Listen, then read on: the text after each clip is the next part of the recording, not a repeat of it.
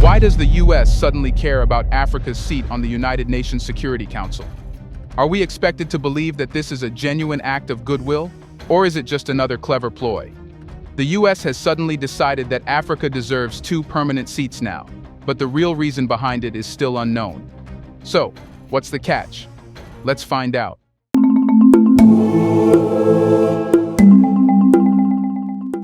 As the United States expresses support for 2 permanent seats for African nations on the United Nations Security Council (UNSC), the world watches closely.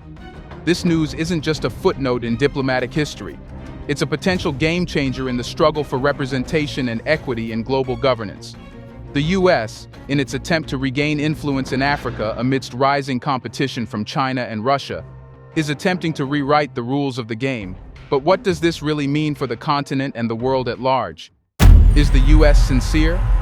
It's why 2 years ago, President Biden announced that the United States supports expanding the Security Council to provide permanent representation for countries from Africa, as well as Latin America and the Caribbean, that in addition to the countries we long supported for permanent seats, India, Japan, and Germany. Don't jump to conclusions before knowing the whole story. Let's start with the big question. Does this proposal signify a genuine shift in power dynamics, or is it just another political gimmick? The US has proposed granting 2 permanent seats to African nations in a council that has historically sidelined the continent. With 54 countries and a population of over 1.3 billion people, Africa has been glaringly underrepresented in global governance. The US is trying to position itself as a champion of African representation. But let's not kid ourselves. This move is not as altruistic as it appears. Africa is not just a geopolitical pawn. It's a continent brimming with potential and resources that the West has long sought to exploit. The push for permanent seats comes in the wake of rising powers like China and Russia, who have been cozying up to African nations, investing in infrastructure, and winning hearts and minds. So, is this an actual commitment to African empowerment, or just a desperate attempt to counterbalance the influence of rivals? The US claims it wants to rectify historical injustices and provide a platform for African voices in global decision-making. Yet, it's crucial to understand that these proposed seats come with no veto power, which means African nations can have a permanent presence without any real authority. If the US truly wanted to empower Africa, it would need to back the demand for veto power to ensure that African nations can influence decisions that affect them. Moreover, the selection of which African countries will hold these seats remains a contentious issue. Will it be economic powerhouses like South Africa and Egypt, or demographic giants like Nigeria and Ethiopia? The debate could drag on for ages, with no real resolution in sight. Meanwhile, the clock ticks and the world continues to spin, with Africa's voice still muted amid the cacophony of political action. But even if the US is not ready to give Africa a veto, what are its motivations behind supporting Africa's permanent seats on the UNSC? Here's a reminder to please like and share the video and subscribe to our channel to watch more videos on Black culture, history, civilization, and identity. Let's continue now. The timing of this proposal coincides with a shift in global power dynamics as countries like China and Russia continue to make significant inroads into Africa, reshaping the diplomatic landscape. The US has long viewed Africa through the lens of competition, not collaboration. The rhetoric may have changed, but the underlying motivations remain steeped in strategic interests. Supporting permanent representation for Africa at the UNSC can be seen as an attempt to reclaim influence over a continent that has been increasingly aligning with rival powers. By backing African representation, the US hopes to curry favor with African nations while countering the expanding reach of China, which has been making itself quite comfortable with substantial investments in infrastructure projects across the continent. Moreover, the historical context cannot be ignored. For decades, the US has often sidelined Africa in favor of its own interests. The current support for 2 permanent seats seems like a desperate attempt to rebrand its foreign policy in the wake of growing dissatisfaction among African nations. They're tired of being treated as an afterthought in global decision-making. This proposal appears to be a way for the US to save face and recover lost ground. But the absence of veto power casts a long shadow over the sincerity of these intentions. Additionally, let's not forget the impact of current global events. With the ongoing conflicts in regions like Sudan and the Democratic Republic of Congo, the call for increased African representation on the UNSC has gained traction. However, this is also a convenient excuse for the US to project an image of concern while masking its true motivations. It's not so much about altruism, it's about protecting its interests in a rapidly changing geopolitical landscape. The proposed seats will allow the US to say, "Look, we're doing something for Africa," while still maintaining control over the narrative and the decision-making process. It's a classic case of political theater where the US is the star performer, putting on a show to distract from its long-standing neglect of the continent. This situation raises further questions. Is the US genuinely ready to collaborate with African nations, or are we witnessing a tactical ploy to maintain dominance? If the latter is true, then African leaders must be astute enough to recognize these dynamics and prepare to navigate a landscape that could easily become another arena for Western exploitation under the guise of partnership. As we consider the implications of this proposal, it's essential to understand how these permanent seats could alter the dynamics of representation for African nations on the global stage. While the promise of a permanent presence in the UNSC is tantalizing, it raises significant questions about the nature of that presence and whether it will translate into genuine influence. On one hand, the mere fact that African nations could have a seat at the table might boost their visibility in international discussions.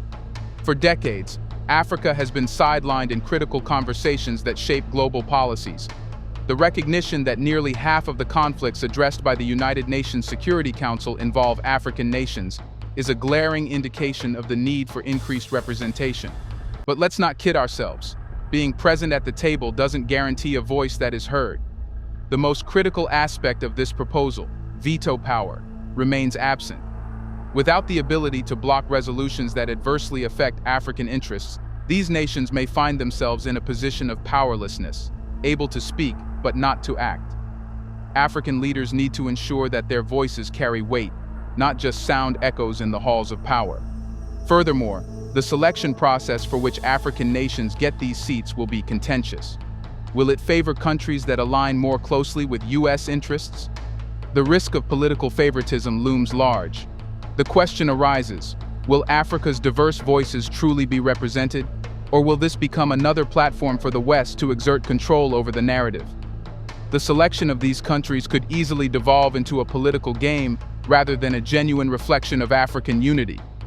The proposal also raises significant concerns about the potential for division among African nations. Historical tensions between countries could be exacerbated by the selection process, leading to rivalries that undermine the continent's collective strength. To truly capitalize on this opportunity, African nations must work towards solidarity and cooperation, ensuring that their shared interests are prioritized over individual aspirations. Moreover, this proposal highlights a broader narrative: Africa's ongoing struggle for agency. The continent has been fighting for representation and recognition in global governance, but this battle is complicated by the influence of external powers. The presence of permanent African seats could serve as a litmus test for whether the continent can forge a unified front in its quest for self-determination. As African nations navigate this new terrain, they must demand not only representation, but also respect and real power in decision-making processes. It's time to stop settling for crumbs and start claiming a seat at the head of the table where real decisions are made. Now the question is, why Africa is not given a veto? And I acknowledge that we're not prepared to give up the veto, but countries can't make that happen until they're sitting in a permanent seat. By granting permanent seats without veto power, the US ensures that it retains control over critical decisions made within the UNSC. Veto power would allow African nations to block resolutions that do not align with their interests, potentially disrupting the existing balance of power that favors the current permanent members, namely the US, Russia, China, France, and the United Kingdom. The US is unlikely to relinquish any degree of control that could undermine its influence in international affairs. Granting veto power to new permanent members could empower African nations to challenge Western hegemony on issues that matter to them. The US might fear that this could lead to a more unified African voice that prioritizes its own interests over Western agendas. which could complicate U.S. foreign policy goals in the region. By supporting the idea of permanent seats without veto power, the U.S. can project an image of goodwill and support for African representation, all while keeping actual decision-making power firmly in its grasp. This allows the U.S. to appear as a champion of African interests without making any substantial concessions that would alter the power dynamics within the UNSC.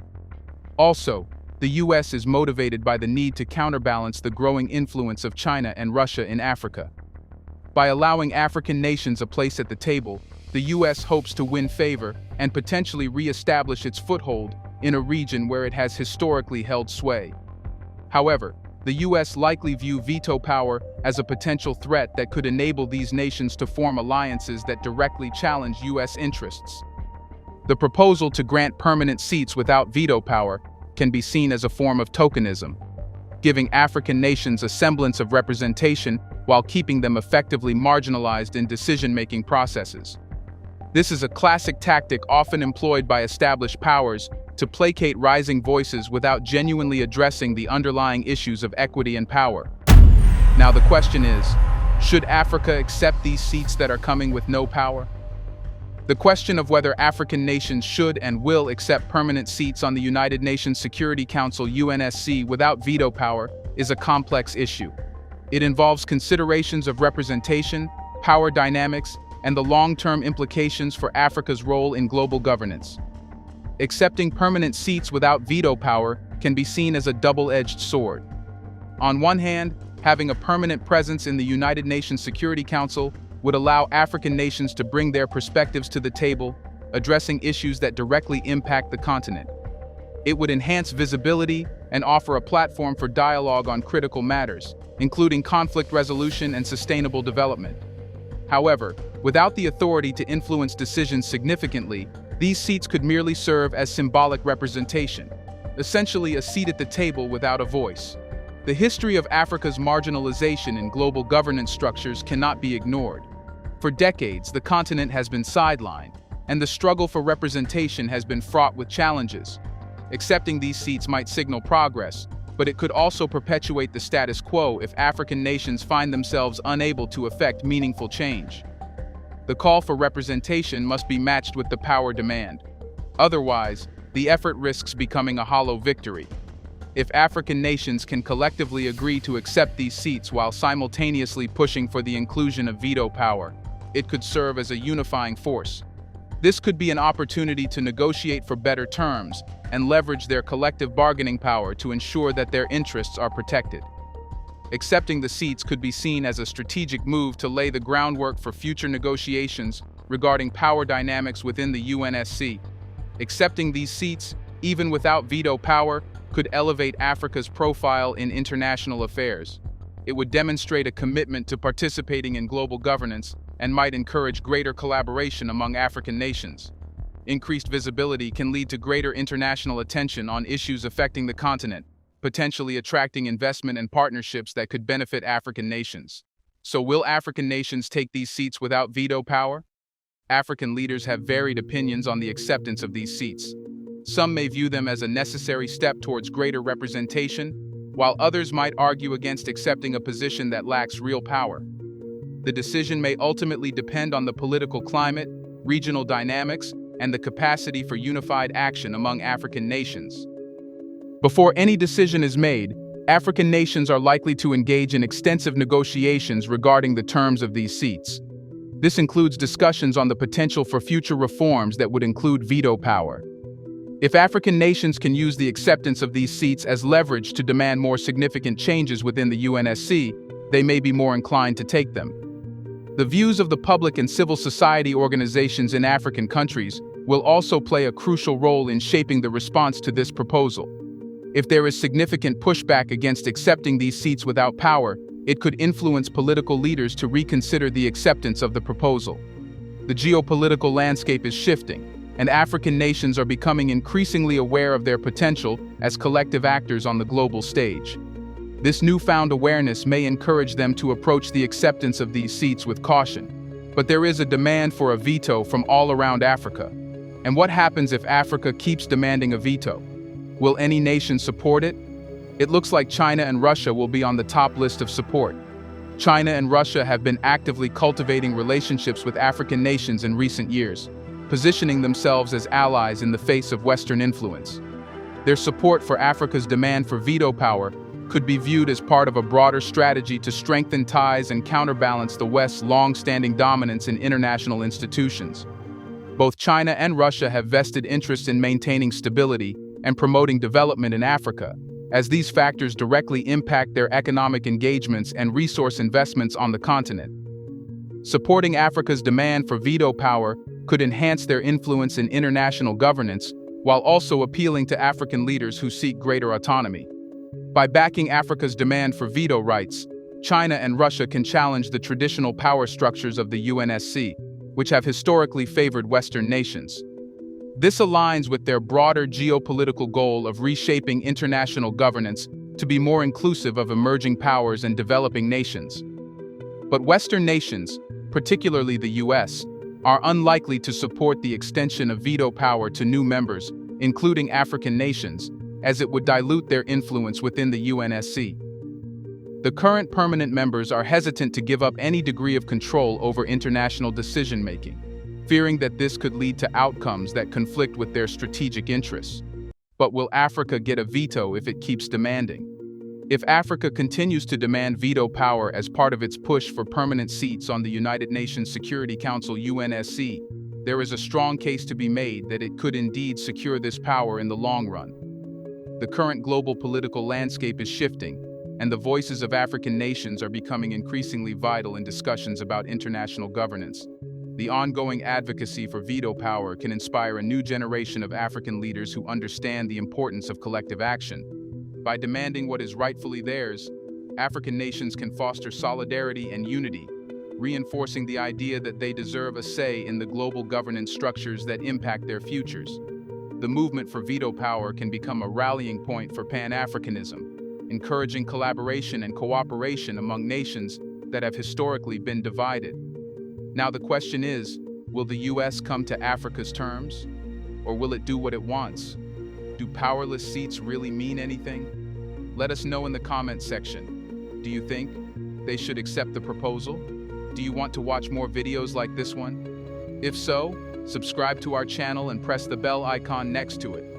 We have decided to bring videos on something nobody talks about: the Black culture, civilization, history, and evidence about how glorious Blacks have been. Thanks for watching, and until the next video, stay tuned.